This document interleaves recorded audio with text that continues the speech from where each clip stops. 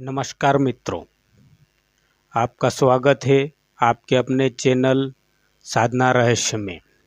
तो आइए आज हम चर्चा करेंगे अस्टल टेबल की, सूक्ष्म शरीर की। आपने कहीं बार सुना होगा आउट ऑफ बॉडी एक्सपीरियंस के बारे में, तो आपका भी मन करा होगा कि इसको करने का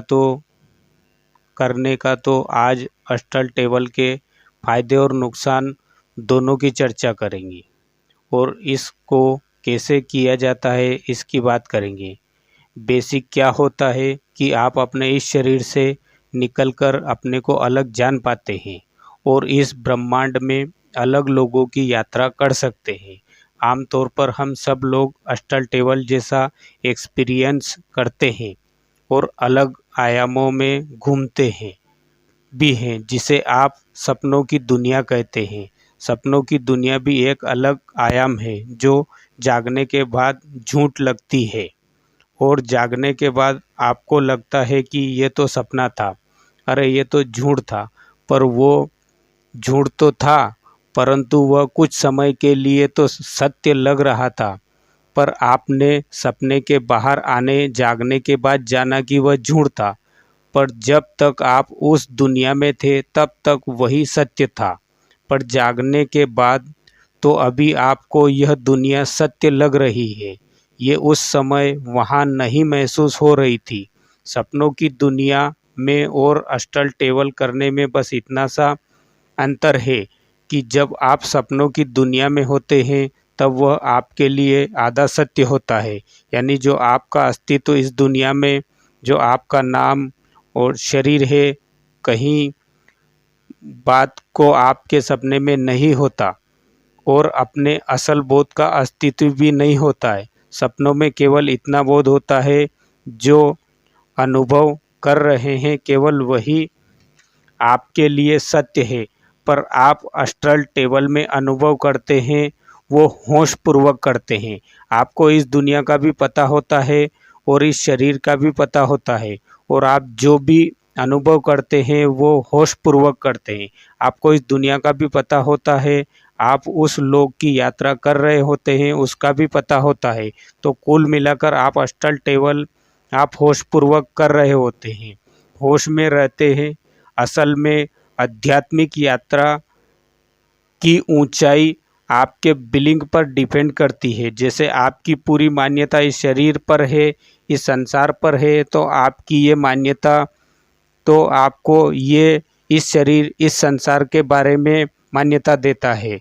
तो आपको ये मान्यता, आपको इस शरीर इसकी इंद्रियां इसके बारे में मान्यता देता है। पर इस शरीर और इसकी इंद्रियों की एक सीमा है। पर अस्टल टेबल में आपका अनुभव अलग तरह से होता है। हमारे इस जगत में जो समय होता है असल में वहाँ ऐसा समय नहीं होता। वहाँ समय की कोई लिमिट नहीं है। वहाँ कुछ लोगों के बारे में दूरी की भी बाउंडेशन नहीं है। असल में ये आपकी आध्यात्मिक यात्रा पर डिपेंड करता है कि आपकी आध्यात्मिक यात्रा कितनी हुई है। आप इन लोकों में जा सकते हैं, उसी पर निर्भर करता है कि आप उन लोकों में जा सकते हैं, वो भी कुछ मिनटों कुछ सेकंडों में, क्योंकि वहाँ समय और दूरी काम नहीं करती है। समय दूरी इस लोक में इस शरीर में बंधा हुआ है। तो आप शरीर भी इस पृथ्वी लोक के अनुसार काम करता है और ये समय के साथ साथ बूढ़ा भी होता है और मरता भी है। पर जैसे ही आप अपने सूक्ष्म शरीर की संभावनाओं को जानते हैं वैसे सूक्ष्म शरीर को जागृत कर पाते हैं और वैसे ही आप अन्य लोकों के अनुभव कर पाते हैं। इस ब्रह्मांड में 1 2 3 लोक नहीं, अनंत अनंत लोक हैं। यहाँ अनंत लोक हैं। जो महापुरुष ने जिस लोक की यात्रा की उस महापुरुष ने उस लोक की व्याख्या कर दी। पर जहाँ आप गए ही नहीं तो इसका मतलब यह नहीं कि अन्य लोक है ही नहीं। यह अनंत लोक है और यहाँ पृथ्वी का इस लोक का वातावरण है। इसी हिसाब से हमारे शरीर का निर्माण हुआ और वहाँ के लोगों में वहाँ के हिसाब से शरीर है। आप जो हमारे शास्त्रों में पढ़ते हैं भूत प्रेत यक्ष गंधर्व किन्नर देवी देवता, इन सभी की अस्तित्व है, लेकिन हमारी तरह नहीं है। हमारे शरीर इस पृथ्वी के हिसाब से है। हमारे इस शरीर में बीमारियां भी होती है, पर अन्य लोगों में बीमारियां नहीं होती है, क्योंकि वहाँ हमारी सिर्फ ऊर्जा का शरीर होता है। यह शरीर तो सिर्फ इसी लोग के लिए बना है, क्योंकि यहाँ कर्म प्रधान है। तो जो जीवन है वह वहाँ का वातावरण वहाँ के हिसाब से है। जैसे कोई मरता है तो वो इस लोक के हिसाब से अब से इच्छाएं रहती है, तो वो इसी लोक में आता है। पर कोई महापुरुष मरता है तो वो अपने शरीर में रहते हुए वह अपने शरीर से बाहर निकलकर वह पहले से अष्टल टेबल के द्वारा वह उन लोगों की यात्रा पहले ही कर लेता है। तो उनका होश बोध उनकी साधना के द्वारा बना रहता है। तो साधक उन महापुरुषों की इच्छा इस संसार में नहीं रहती, वह इस लोक की इच्छाओं से मुक्त रहता है। तो ऐसा साधक महापुरुष अन्य लोकों में चला जाता है। तो आपका सूक्ष्म शरीर ऐसा ही होता है, पर वह सिर्फ ऊर्जा का रहता है, और ये शरीर मिट्टी का बना हुआ है, और सूक्ष्म शरीर बस ऊर्जा तरंग का है। और आप इस शरीर को देख पाते हैं, क्योंकि इसमें आंखें बनी हुई है, और उसमें सिर्फ ऊर्जा रहती है। जैसा भगवान के बारे में कहा, बिन काना सुने, बिन कर करे कर्मा, बिन कदम चले नाना, बिना आंखें देखे। तो जब कोई साधक अष्टल टेबल करता है तो अपने सूक्ष्म शरीर से करता है, तो वह उस शरीर को महसूस करता है, उसे देख नहीं पाता, क्योंकि आप अभी तक इस लोक के ही अनुभव को जानते हैं।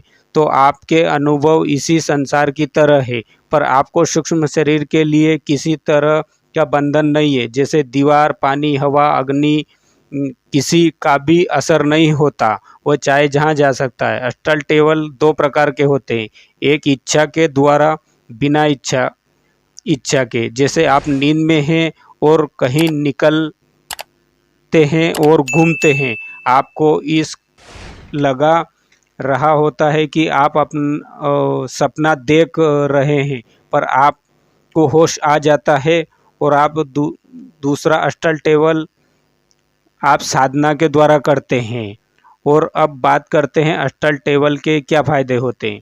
आप जान जाते हैं कि आप शरीर नहीं हो, आप शरीर के अलावा भी हो। इस शरीर के अलावा कुछ है। तो आप अष्टल टेबल के बाद जान जाते हैं। दूसरा फायदा, अब आप जान जाते हो कि मरने जैसा कुछ नहीं होता है, बस इस शरीर को छोड़ते हैं, क्योंकि यह काम करना बंद कर देता है, इसलिए इसे छोड़ देते हैं। यह तो आप उसी समय जान जाते हैं हो जब आप साधना के द्वारा इस शरीर से बाहर आते हो और अपने इस भौतिक शरीर को अलग पड़ा देखते हो, तब समझ हो जाती है कि मरता कुछ नहीं है। हाँ, पर हमारी यह आखिरी मंजिल नहीं है। अभी आपकी मुक्ति नहीं हुई है। ईश्वर प्राप्ति जब तक नहीं होती तब तक मुक्ति नहीं होती है। ये तो बस एक पड़ाव है इस ईश्वर प्राप्ति के मार्ग में। चांगदेव जी की कथा है कि वो 1400 साल तक जिए थे इसी योग मार्ग के द्वारा। वो जब भी मौत आती तो इसमें अपने शरीर से सूक्ष्म शरीर को निकाल के बाहर हो जाते, और वह जब मौत वापस चली जाती तो फिर इस शरीर में आ जाती। ऐसे करते करते उन्होंने 14 साल तक जिए। और जब उन्हें महापुरुष मिले ज्ञानेश्वर जी महाराज, तो उन्होंने उनके ज्ञानेश्वर जी महाराज के द्वारा उस ईश्वर प्राप्ति के उस बोध को प्राप्त किया, मुक्ति को प्राप्त की उनसे ज्ञान पाके। और उसके बाद इस शरीर से उनकी वासनाएं खत्म हो गई, तो फिर उन्होंने वह शरीर छोड़ दिया। तो हमारे शास्त्रों में ज्ञान की मान्यता है, न कि सिद्धियों की और कुछ चमत्कारों की, क्योंकि ज्ञान से हमें मुक्ति मिलती है, ईश्वर प्राप्ति होती है। तो चांगदेव जी 1400 साल तक जिए और ज्ञानेश्वर महाराज 21 साल की उम्र में 1400 साल का शिष्य और 21 साल का गुरु। तो यह हमारी मान्यता है। अभी आपके अंदर से मृत्यु का डर निकल जाएगा, क्यों कि जैसे जैसे ये शरीर बूढ़ा होता है तो मृत्यु का डर बढ़ जाता है। पर अब अष्टल टेबल के बाद ये डर खत्म हो जाएगा, क्योंकि वह अब जान जाएगा कि मुझे कहाँ जाना है, अपनी साधना के द्वारा कहाँ जाना है। और अब हम जान जाते हैं तो हमारे लिए अब इस शरीर की सारी चीज़ें तुच्छ हो जाएगी, क्योंकि वह अब जान गया है कि यह कुछ नहीं है और वह अभी पूरी तरह से आध्यात्मिक यात्रा की ओर तेजी से बढ़ जाता है, क्योंकि वह जान जाता है कि इससे बेहतर जिंदगी अन्य लोकों में, वहाँ किसी प्रकार का सुख दुख बीमारी टेंशन वगैरह कुछ नहीं है। फायदा ये होगा कि अब आप सूक्ष्म जगत के लोगों की संपर्क कर पाएंगे, यानी इस अस्ट्रल ट्रैवल के एक बार इससे निकल तो आप सूक्ष्म जगत के लोगों से संपर्क कर पाएंगे इसमें रहते हुए ही। क्योंकि जब आप एक बार इससे बाहर निकलते हैं, निकल के उस आयाम में जाते हैं, तो आपको जो अभी नहीं दिख रहा है वो दिखना शुरू हो जाता है। आपकी आध्यात्मिक उन्नति के हिसाब से आप देवताओं से, यक्ष से, गंधर्व से, किन्नर से बात कर सकते हैं, जो हमारे महान गुरु हुए हैं, जो गए हैं शरीर छोड़ के, उनसे भी संपर्क कर सकते हैं और आपकी आध्यात्मिक उन्नति के लिए उनसे चर्चाएं, मार्गदर्शन प्राप्त कर सकते हैं।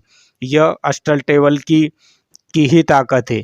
तो कर पाएंगे, उनसे मार्गदर्शन भी कर पाएंगे। तो आज हम इतना ही दोस्तों।